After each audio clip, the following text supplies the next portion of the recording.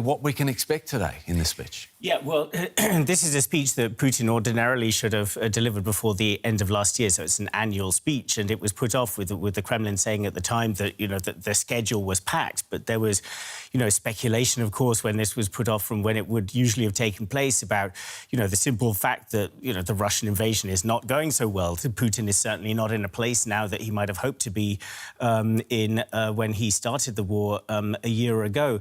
So it's going to be interesting to look at the tone that he projects. Putin is obviously going to want to project a tone of confidence, both to the Russian people that, we've got this under control. It's taking maybe a bit longer than we thought, but we're going to achieve our goals. And also to try and project confidence to the outside world, both to the West, which he sees now very much as his enemy, trying to thwart his plans, stand in Russia's way, and also perhaps to tacit supporters such as China to indicate that he has the domestic situation under control. So, we've seen several of these speeches, obviously, over the last year, not necessarily this particular address, but we've seen several major addresses by Vladimir Putin. And some of them have been certainly very aggressive in tone. So it's going to be interesting to see to what extent he uses also aggressive rhetoric in an attempt to frighten off the West, which he sees as the real thing standing in his way, because of course it's Western support that is keeping Ukraine going in this war. Roman, I want to go to you in Bonn. It's the first anniversary date last year when Putin recognised the breakaway regions of Donetsk and Luhansk in Ukraine as independent, which was a prelude to the Russian invasion of Ukraine. Is that why some commentators are expecting to hear more about Russia's war of aggression against Ukraine in this speech? Well, it is very much possible that he will refer to that event, Russia recognizing the independence of those pseudo-republics in Donetsk and Luhansk. Russia was supporting them for 9 years nearly, since 2014, and Russia played a major role in their establishment through its secret services, who helped the pro-Russian separatists to get away from Kiev and proclaim independence, which is of course not recognized by the West and by the Ukrainian government. So I guess Putin will focus on what is to come. He will maybe refer to what happened in the last weeks, with Russian forces taking Soledar, which was the major success from Russian point of view for many, many months. The last time the Russian troops could take over Ukrainian city was in summer 22, with the city of Severodonetsk and Lysychansk. So it's been a long way for Putin to wait to be able to speak of kind of a success. Of course, it's a small success for him. He has been hoping for much more. But his major message, I think, would be, we are ready for a long war. We are just getting started. We speculate as we wait for Russian President Vladimir Putin to make his State of the Nation address. Another one for you, Roman. Does anyone know exactly what Putin will say? Is he the type of leader at this stage who sticks to a script? Well, normally he doesn't say anything really new. Mostly his speeches are a combination on what he has said in the past months. So it's a compilation in most cases. And this is something that I expect that we will hear today as well. There could be maybe some nuances, maybe some I would say wordings. We are as experts and as observers are looking for the exact wording, how he says things, if he's being rude to the West or he's polite, if he's trying to kind of show that he's ready to negotiate. For those signs, I think we should be looking now. Roman, we'll break in there as Vladimir Putin is entering the room to make his State of the Nation address. Let's have a listen in to the Russian president. Good morning. Good morning. Dear members of Parliament, members of the Duma, senators, dear citizens of the Russian Federation, this speech comes at a very difficult time, a very crucial moment in our history. We have changes in the world at large. We have historical events that will determine the future of our country, of our nation. Every one of us has a huge responsibility to bear. A year ago, we defended our Russians and we made sure our country is safe. We have decided to remove the dangers coming from the Nazi regime in Ukraine when they have decided to take this path in 2014. Then we have decided to start the special military operation. We are going to solve all out step by step. In 2014, the Donbas has started fighting for its right to speak their own language, to defend their homeland. They have overcome the blockade and they have always been under attack. And the persons living there have always hoped that Russia would come to rescue them. You all know very well that we have done everything we could, really everything we could, in order to make sure that this problem could be solved with peaceful means. We have negotiated in order to solve this difficult conflict. But another scenario unfolded. The Western leaders have decided not to give peace to the Donbas region, and they have lied. They have dragged their feet. They have closed their eyes on the political murders, the repressions of the regime against our people.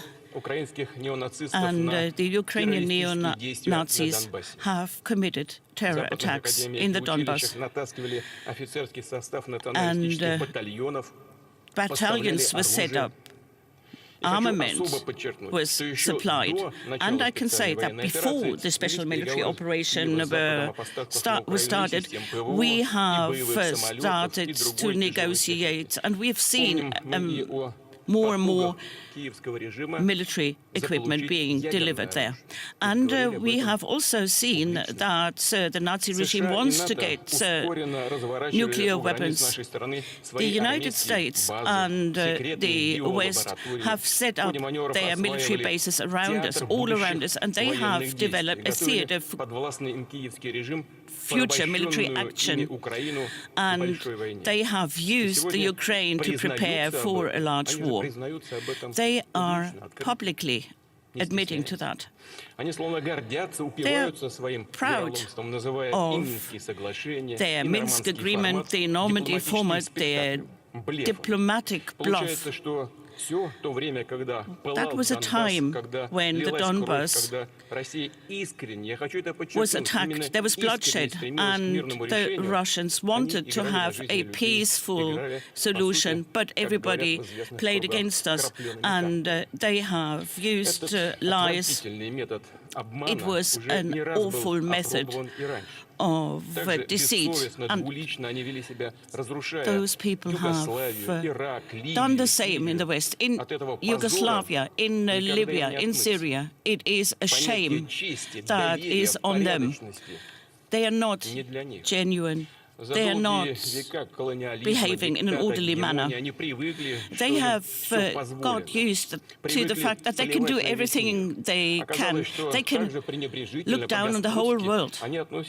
They even do the same to their own people. They are cynical. They lie to them. And they have always talked to their own people that they try to find a peaceful solution in the Security Council. The Western leaders have turned into a totalitarian regimes. We are going not only to defend our own interests, but also our position that in the contemporary world there should not be a division between the so-called civilized countries and the rest. We want a true partnership, and we do not want aggression and exclusive rights only for some. We are very open to a constructive dialogue with the West, and we insist that we need an equality in the Security Council in the United Nations, and we need to discuss this idea, and we need to work together to make this happen. But we have always received negative reactions, and there were also concrete actions. There was the enlargement of NATO right up to our borders. There was the missile defense regime, the missile system developed. More and more military forces amassed, not only at the Russian borders, but everywhere. No country in the world has as many military bases in the world as the United States. There are hundreds of these bases located everywhere. The whole planet is filled with such bases. It's enough to look at a map. They have even declined and denounced the disarmament treaties. They have, in a one-sided manner, done everything they can to get out of these agreements. And in December 2021, we have officially sent draft treaties to the United States, to NATO, draft treaties about a security treaty. But we have been not received positively. It became clear that they have aggressive plans, and they're not going to stop such aggressive plans. More and more threats were coming up. We have received more and more information that in 2022 it was everything ready to have an action in the Donbas. In 2014, the Ukrainian government started to send to the Donbas artillery and military airplanes. We have all seen the attacks committed in Donbas. We've seen it everywhere. In 2015, once again, they have taken an attempt to attack the Donbas. They have exercised terror against the peaceful population. All of that was accepted by the Security Council. Everybody pretended nothing is happening there, although we proposed resolutions to be taken. It was them who started the war.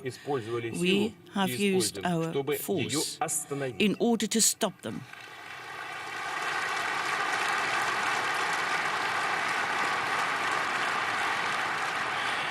Those who have planned new attacks in Donetsk, Lugansk, Donbas have clearly understood that the next step would go against the Crimea. We have understood this. We have understood the ideas of Kiev, and Kiev is openly talking about attacking Crimea. We know it. We defend the life of our people, our own home. The West has already spent $150 billion in order to arm the Kiev regime. And as far as the G7 assistance to the Third World is concerned, they have just spent $60 million in order to help the poorest country. $150 billion for the war. And for the poorest countries that are getting forgotten, they just get 60.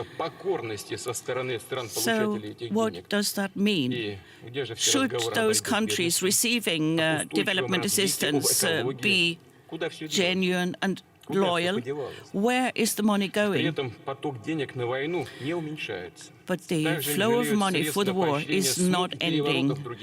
And the West also supports coup d'etats all around the world.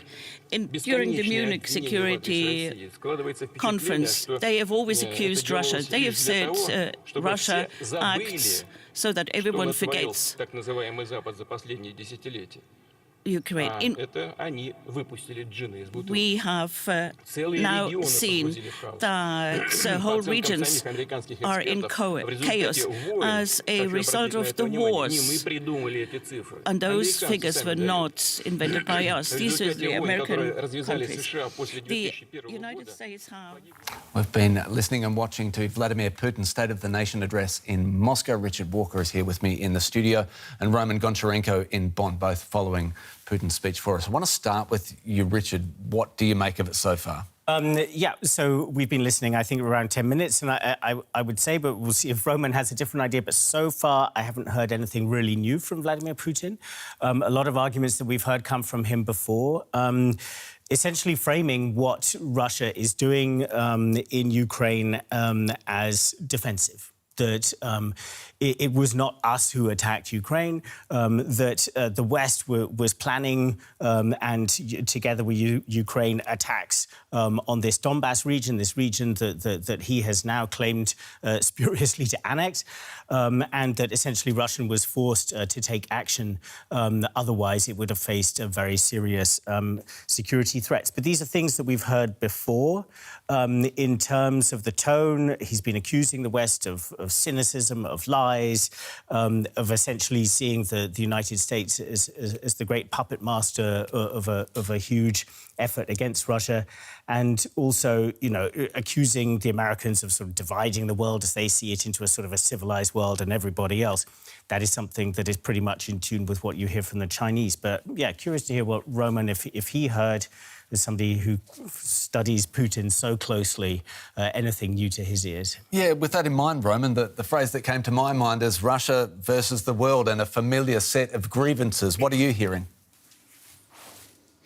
Well, I was surprised a bit how harsh his tone is. So he's very aggressive. We heard something like this a year ago when he was speaking about Ukraine just on the eve of the invasion, when he was kind of laying a foundation for that attack. And this is very similar in tone. So the messages are all not new, just as Richard has just said. So Russia is defending itself. The United States and the West has deceived Russia. This is what he's saying. What struck me so far was his blatant lie about Ukraine asking for nuclear weapons. This never happened. And a lot of other things that he's just mirroring things that are correct and portraying them. So he's just picturing things which are white. He's picturing them black. There is a lot of lies from the very beginning. Roman and Richard, stay with us. We're going to go back now and have a listen to what Vladimir Putin is saying in his State of the Nation address. And they use terms that were used by the Nazis. They use the insignia of Wehrmacht. So they clearly show what their legacy is, the legacy they believe in. It is a miracle that the West is not understanding this, not wanting to see it. Why not? Because they don't care. They don't care. They just want to have a battle against us, against Russia. It is important for the West only to win against our nation. And we have seen it. And they use neo-Nazis, they use terrorists and everyone they can get in order to set their arms against Russia. The anti-Russian project is a policy against our own country. They want to saw conflict. In the 30s of the last centuries, they did it, and they do it again. Their only meaning is to be aggressive against the East. They wage a war, a proxy war. We do not fight against the nation, the Ukrainian people. The Ukrainian people have become hostages of their regime and the West. They have occupied this country with political, economic and military means. For decades, they have destroyed the Ukrainian industry. They have stolen the resources. They have allowed a social degradation to happen. There is poverty. In such situations, of course, we can say that people were not prepared for all of that. And these people in the Ukraine, they are just hostages, and they are being used for the profit of others. The West is guilty of this escalation. These Western elites have a guilt to bear. At the same time, also the Ukrainian regime is guilty. This regime doesn't serve national interests. It serves the interests of third countries. The West uses Ukraine as a fortress against Russia. I cannot tell you everything that the West is doing in order to step up military deliveries, but one thing is very clear to all of you. The longer the West is going to act in the Ukraine, the longer we will be forced to avert danger approaching our borders. The elites of the West do not hide their goals. They would exert a blow against Russia. They want to have a strategic defeat of Russia. What does that mean? What does it mean for us? It means they want to have no more anything to do with Russia. They want to have a global resistance against Russia. This is what we understand very clearly. And logically, we are going to respond to that. Of course, we are talking about the existence of our country, the very existence. But the West does not understand. It is not possible to win a war against Russia on the battlefield. And that is why they also wage an information war. Of course, they target the young generation in the first place. And here again, they are constantly lying. They're distorting historical facts. They do not stop to attack our religion, our culture, our traditional organizations in the countries. Look what they are doing to their own nations. They destroy families. They destroy national cultural identities.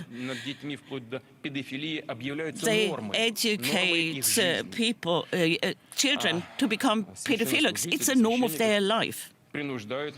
And so, of course, they can do whatever they want at home. What do I want to say? People have the right to live the way they want. We have always defended this value as well. We are not interfering in the private affairs, in the private life of people. We let them live.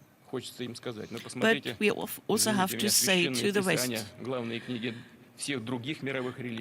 we have religion as well. In the books of religion all over the world, it is said that a family is the union of a man and a woman.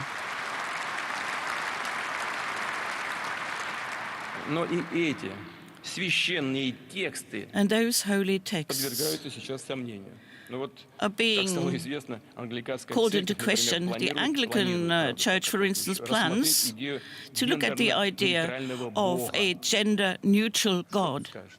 What can we say? I mean, do they understand what is happening? Millions of people in the West understand that there is a spiritual disaster happening in front of their eyes. People go crazy.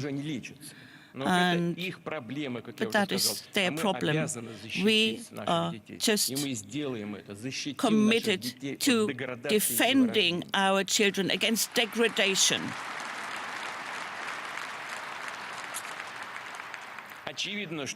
It is quite clear that the West is going to try to divide our nation. They use traitors, and of course traitors are always just inclined to make money, and they work for everyone that is willing and ready to pay. This has always been the case. They are traitors that commit terror acts against the security of our society, and they will be held responsible. We are not going to bend or go on our knees in front of the Ukrainian regime and the West. We are not going to forgive those who have betrayed their country. It is their responsibility. They must live with this guilt and responsibility. It is important for the Russian people to assess their morals. We are very proud that our national unity is there. Richard Walker here with me in the studio and Roman Goncharenko in Bonn following Vladimir Putin's State of the Nation address. Richard, you first, viewed through the global lens, what do we take away from part two of this speech? Yeah, so, I mean, we've already talked about him framing the conflict in Ukraine as a kind of a struggle against the West, a West that is trying to kind of put down Russia in a strategic sense. And now he's moved on to what is essentially a sort of a cultural or even a sort of a holy war sort of argument that I think we've also heard from him in the past as well. Roman mentioned one of the very obvious lies in his speech earlier about Ukraine seeking nuclear weapons. Well, there's another one, that the West educates children to become paedophiles. And there were a series of other points kind of relating to essentially picking up on sort of Western culture wars and sort of framing Russia as, you know, a sort of last bastion of standing for what he sees as traditional values, saying that all the holy books say that family is the union of a man and woman, that the Anglican Church is seeking a gender-neutral God, and sort of standing there and saying, you know, who are these people?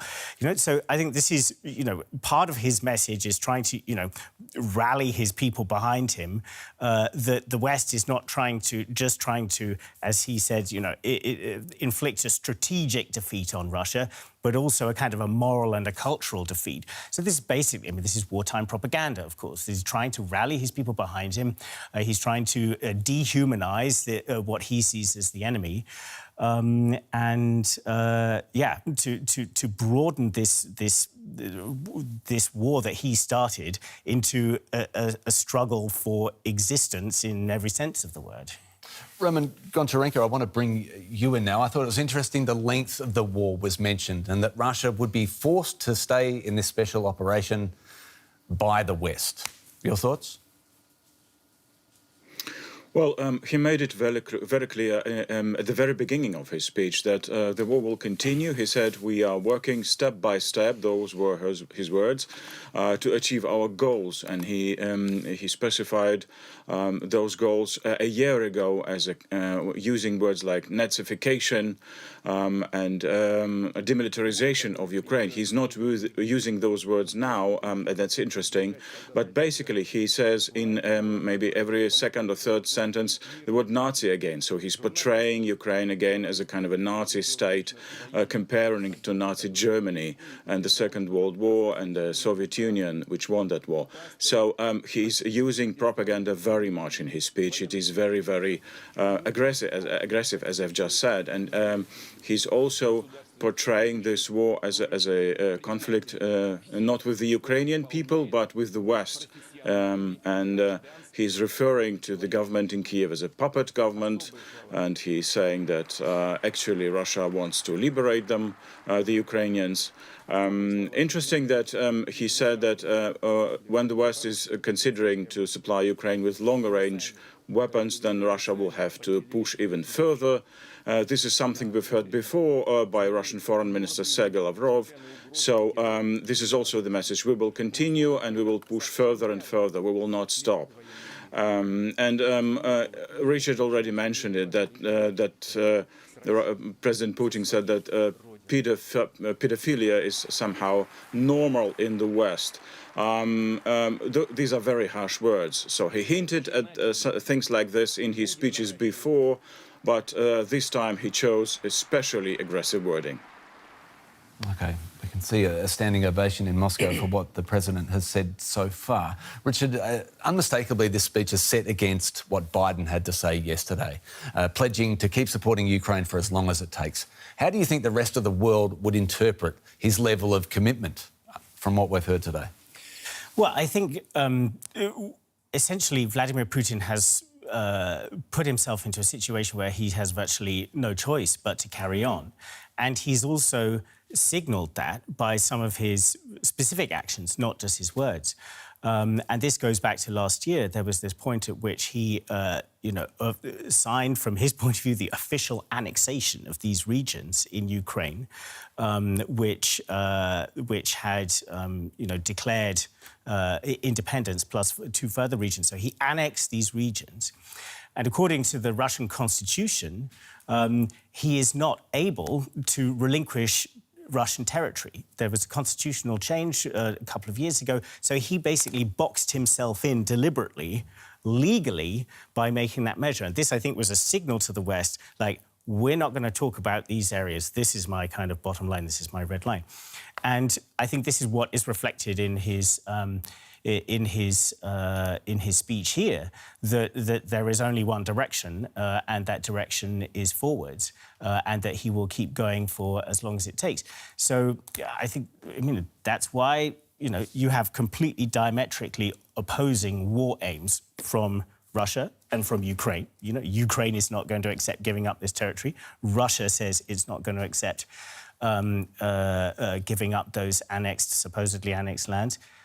That's why you have a war. If you can't agree, you fight it out on the battlefield. And the signal's coming from both sides. But of course, this is messaging too. They need to project, both sides need to project, we're in this for the long haul, so as not to give any sort of sense to the other side that they have an opportunity to kind of get this in the bag. And that he most certainly did.